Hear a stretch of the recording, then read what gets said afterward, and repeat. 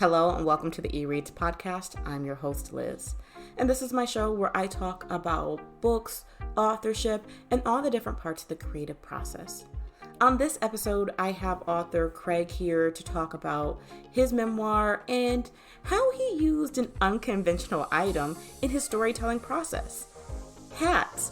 He used hats in his storytelling to convey different parts of his journey, and he's going to give us a behind the scenes of how he did that and how he discovered how to take these unique items in his storytelling process. But before we jump into the episode, let me tell you a little bit about. So he spent 6 years at the Sports Network, and that really showed him the ropes in television production. After years of being on the production side of entertainment, he then took a different approach and entered into the world of storytelling and advising other storytellers, as well as coaching people on the methodologies of storytelling. Craig has a passion for the creative process, and now that you know a little bit about him, let's jump into the episode and we'll have an ad later on in the show.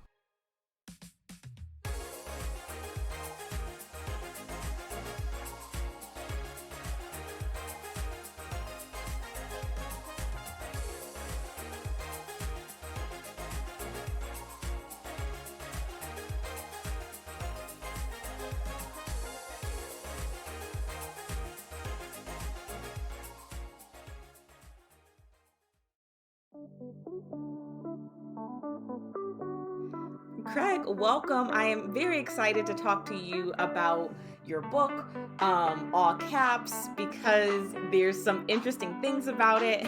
So I can't wait to share that with the listener. So, how are you? I'm great, Liz. Thanks so much for having me on your show. Thank you. And so, to welcome folks on, I like to start with a bookish question, as I like to call it. And today, my question is, if your characters could speak, what would they say about you? Well, mine's kind of a memoir, so it's a bit of what would I say about myself. Um, I don't know. I don't know if I want to share that one. Well, I'll tell you what I think my character in the book would say about the guy who wrote about him. I think I was really honest um, about a lot of things that are difficult to talk about. Mm. So if there's one thing that I want people to take out of this is that I really emptied the tank emotionally on a lot of things. And I know it looks like it's a book about hats, but it's a lot more than that. And I've recently come to learn that young people are using the term caps to mean lies. So the book is not all lies. So I hear, you saying that you're brave and you're tackling these hard issues. Yeah, yeah. I mean that's there are some surprises in the book, and I don't know if you've gone through it, if we want to give some of those away, but the book is it's kind of like it hits a turning point about midway through, and the book itself tells personal stories through hats, and I try to go to things where there are conflict and disappointment and mistakes and failures and glories and all of those things and self-discovery. But a lot of it, because of the nature of the hats, has a lot of sports in it. If you're sports fans, that's generally the target audience for this. Not the only audience, but the main target audience. Um, but some of the experiences that happen about midway through go beyond sports in any way. And really, the book looks like one thing. I just saw Bruce Springsteen a couple nights ago. I'm a big fan of his. And one of the things that I love about his work is that he has songs that sound one way.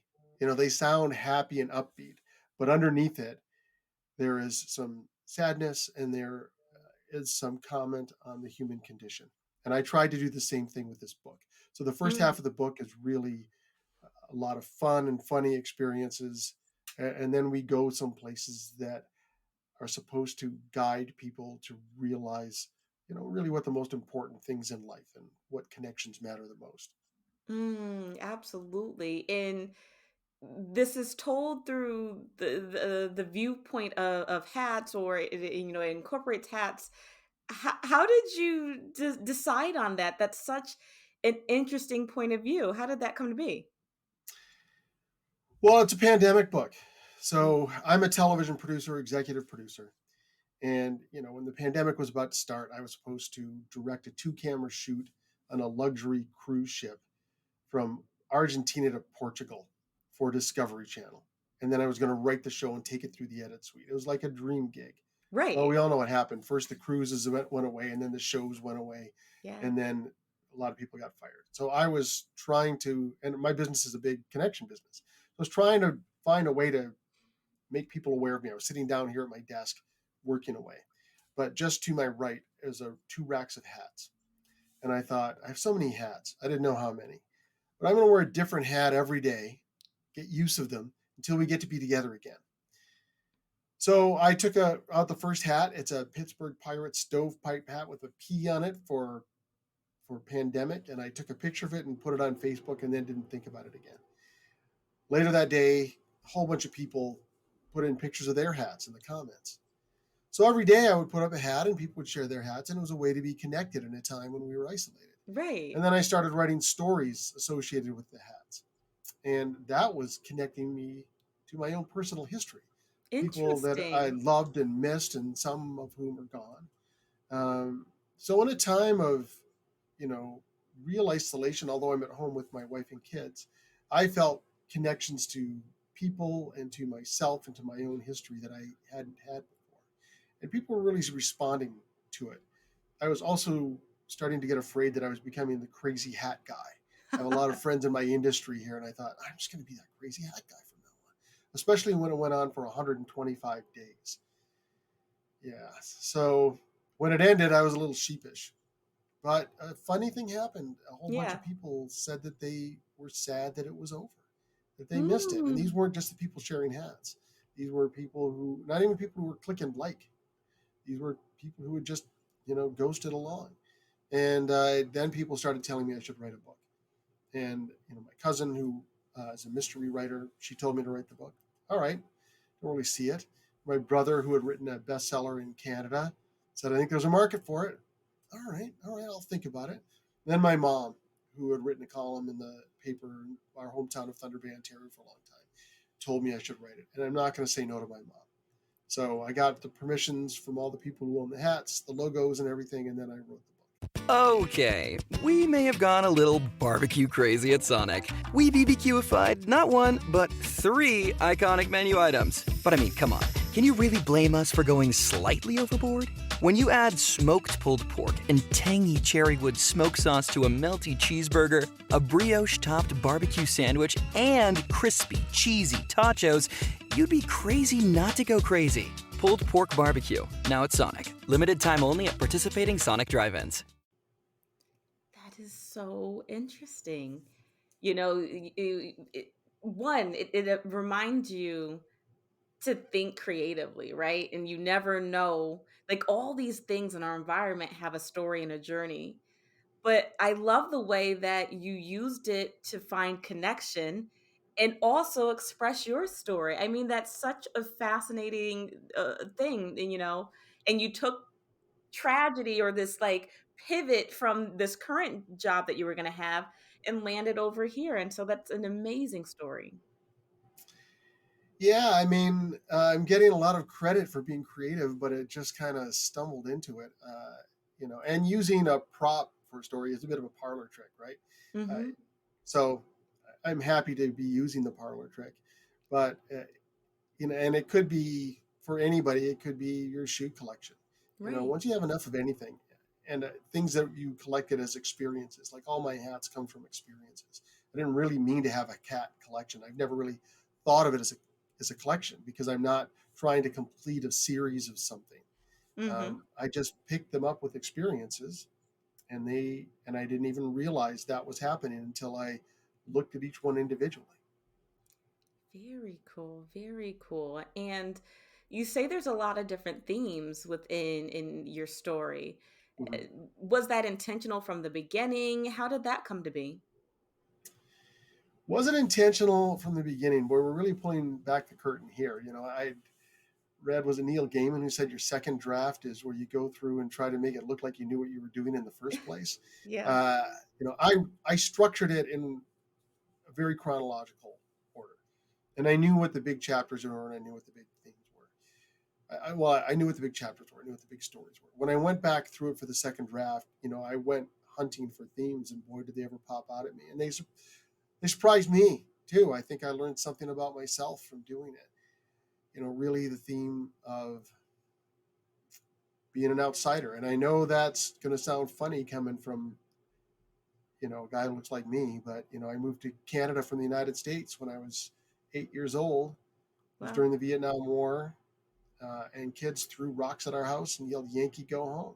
Oh, And wow. so I was in a community of people who looked like me who were telling me I didn't belong. And, it didn't take long before I saw the way indigenous people were treated in our community too. And I had the appetizer tray of you don't belong.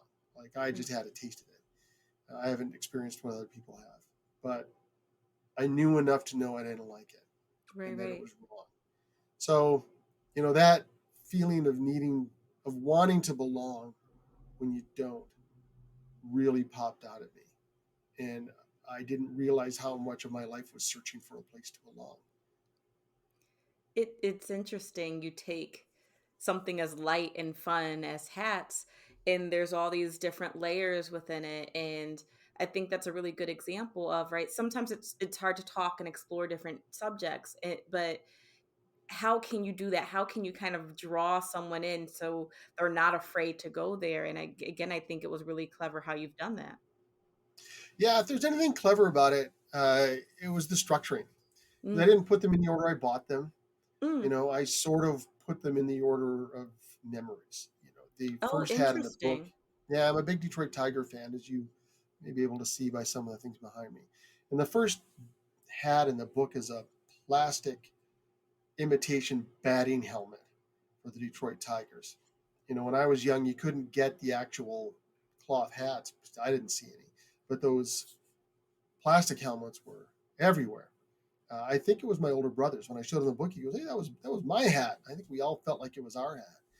But I bought that hat years later when I had kids of my own, Hmm. and I saw that hat, and it just brought me back to my youth and the happiness I felt in Michigan, and just the Detroit Tigers won the World Series in 1968 when I was 5 years old, and I really don't remember much about the games, but I sure remember the feeling and how much everyone rallied around that unifying.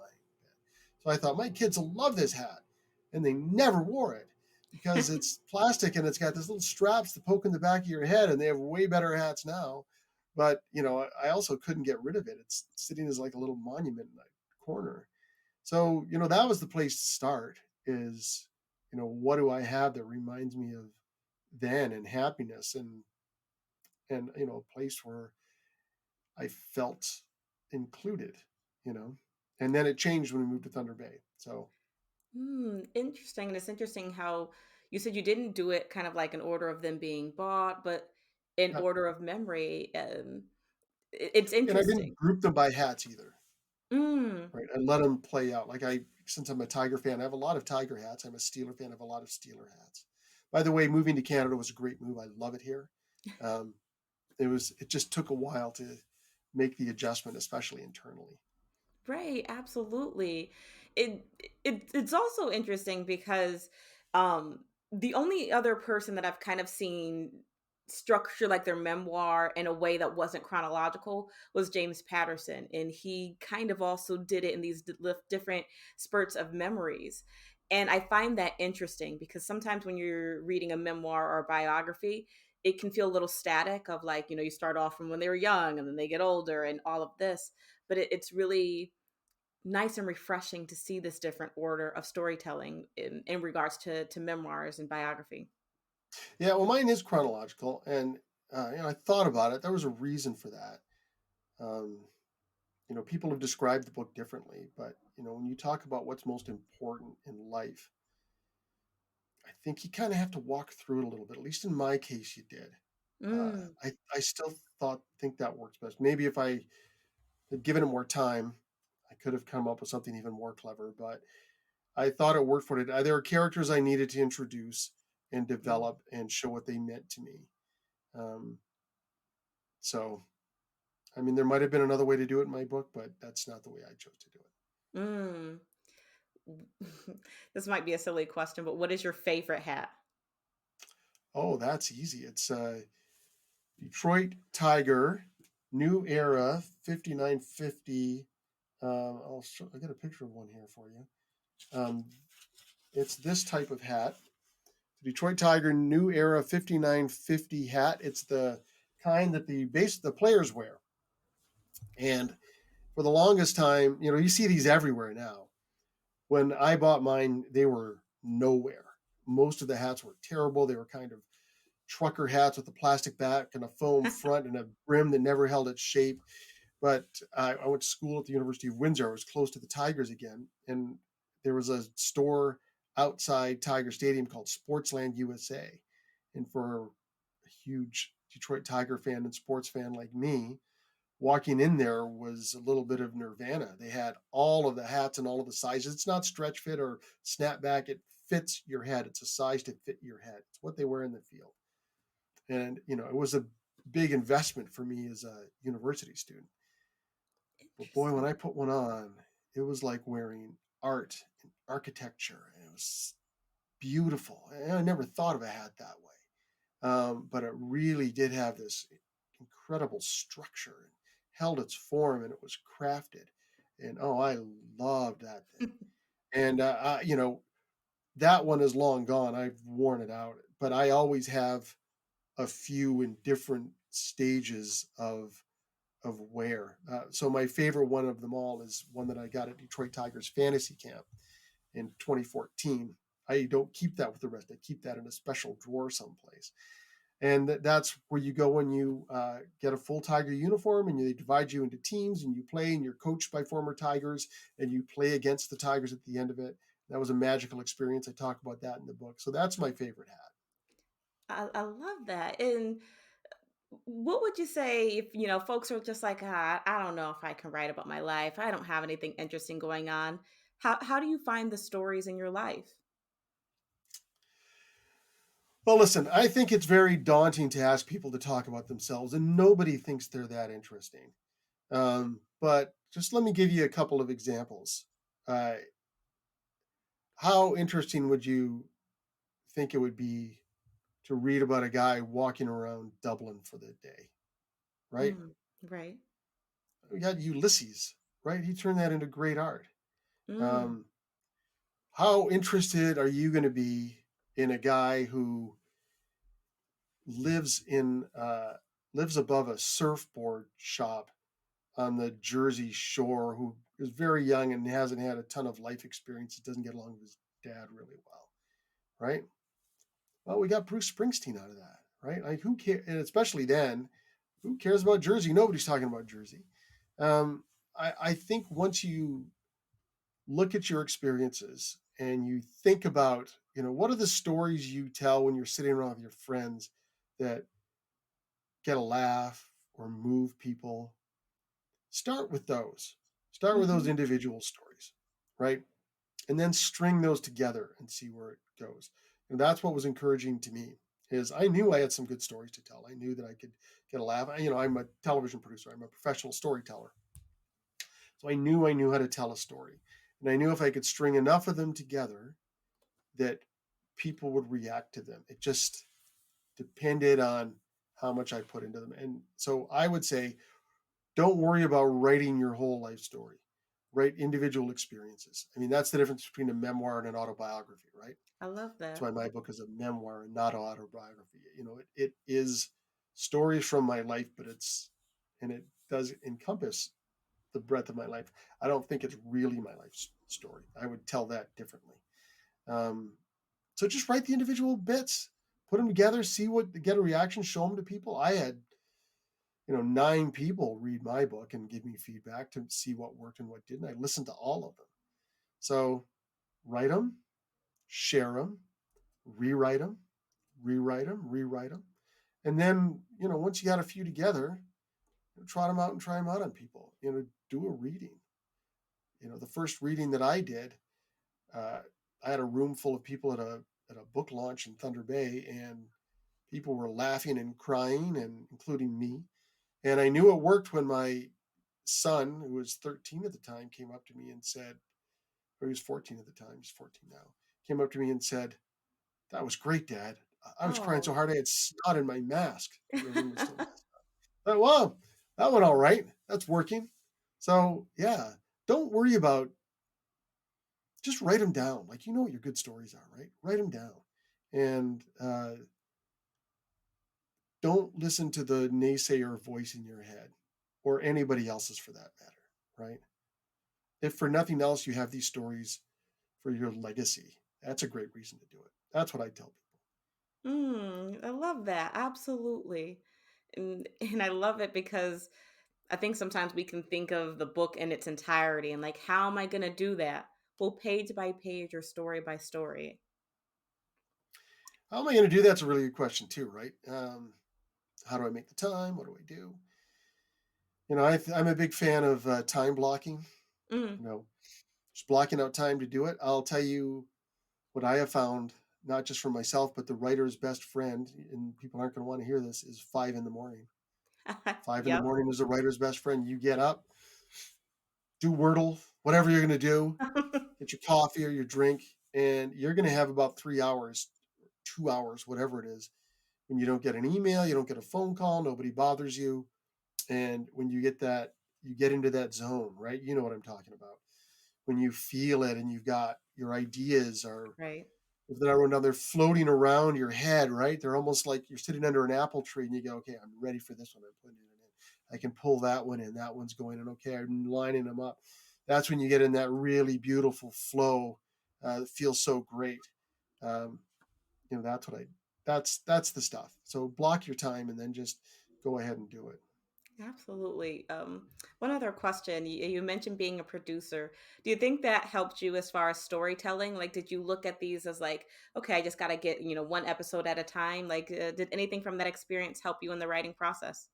Oh yeah, for sure. I mean, as a television producer, I'm also a writer and director. I've been nominated for a Canadian Screen Award. I know how to write.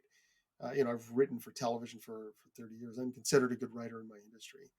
So I knew how to do that stuff. And, the producer stuff helps with like your work back schedule and Mm. organizing yourself. And the producer stuff helped me with the clearances for all the hats and working through those things. Oh, And it certainly helped nice. me structure. I'm a huge structurist. Structure is everything. Once you work out the structure, and you can be really minute working out the structure. I wasn't, but if I had less experience, I would be. And in future books, I will be. Then you're kind of filling in the words, and that's Mm. easy. And then you can go back and fix it. So, knowing how to write helped. I knew that I didn't expect my first draft to be good. I knew that I could go back and rewriting would make it good. What was it Hemingway said? Get it down, get it right. So I knew all of that stuff. That was very, very helpful. Lovely. And Craig, if people want to connect with you, if they want to connect with and find your book, how best should they purchase and find it? Well, they can go to my website, which is colbyvision.net. And if you search for my name in all caps, Craig Colby in all caps, stories that justify an outrageous hat collection, you'll find my webpage, and I have links to all the different places you can buy it. Um, you can reach out to me. I will sell you a signed one. It won the Canadian Book Club Award Oh, for nice. Best Nonfiction Book of 2022. I'll hold that right up there. I can get you one with a sticker and I'll sign it for you. And if you'd like that, I can make that happen. You can reach out to me. And you can connect with me through the website. Just click on the thing that say book a meeting, or you can send me an email at craig@colbyvision.net. So CRAIG at colbyvision.net. And I'd be I'd be happy to sell you the book. Lovely. And if any of y'all missed that, it will be in the episode show notes. So please check that out to connect and purchase the book. Craig, any last words that you want to leave us with before I ask my last question?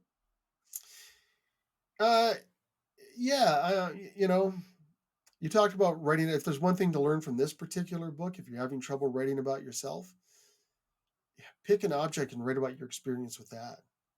you don't really feel like you're writing about yourself, right? You feel like you're writing about it and the people around it. That's a really good way to get into it. And once you've written about it, make sure you write about how you felt about what happened there Mm. and what impact it had on you and what you took away from it. That's the stuff that people really respond to. It's not just experiences, it's you and the experience, and what they did to you and how they affected you. Absolutely. Like, such great advice, right? Like, if you're just like, there's nothing interesting about me, kind of removing yourself, I think that's really great advice to get started. Uh, Um, Such great words of wisdom. there's nobody I've met who there isn't something interesting about. In my Right. job, we do a lot of interviewing of people. I teach interviewing, and most people in my job say one of their favorite parts is interviewing because you meet people and find out about them.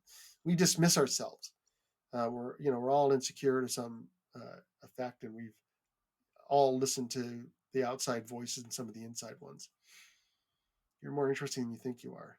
So put your most interesting stuff out there I love that. and Craig, be wonderful unafraid. interview. Oh, thank you so much. All right, Craig, my last question that I will bother you with today is, Not a bother. I appreciate that, is, what is something that you can leave us with? It could be a word or phrase that we can use in our creative writing, in our music, something that will spark inspiration for us to go and create our writing prompts and our writing assignments. What do you have for us? Well, the one that popped into my head is like empty the tank. You Ooh, know, empty the tank when you don't feel like you have to share it right away, right? okay.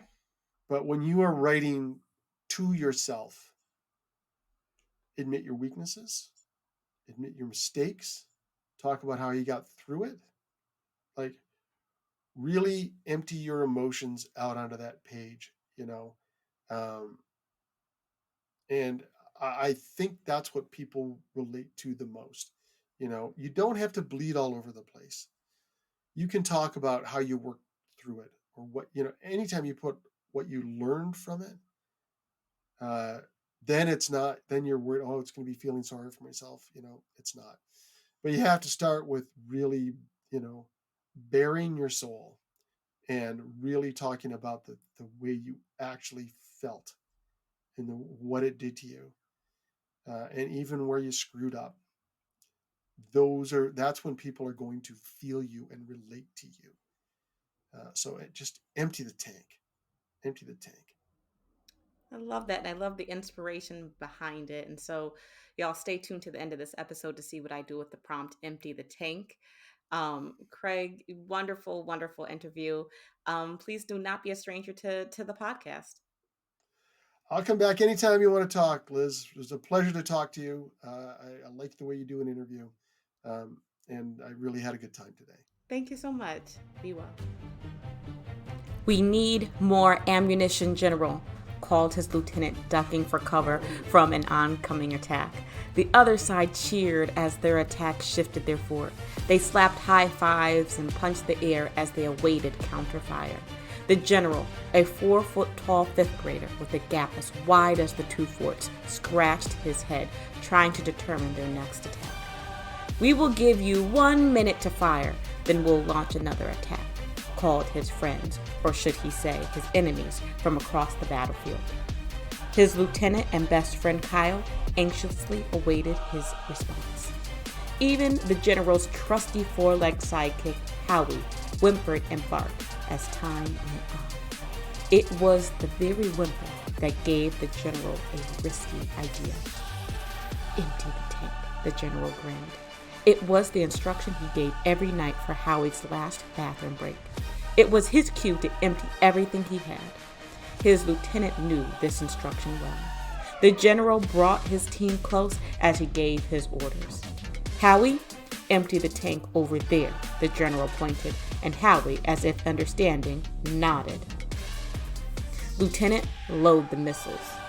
Kyle did as he was instructed and loaded the Nerf guns, ready to demolish the opposing side as they ran for cover. The general hugged Howie close and said, "Godspeed," as he released him for his task. The opposing side began a countdown. 5, 4, 3, P! The lieutenant and general widened their smile as they rose from the fort and unleashed a barrage of missiles.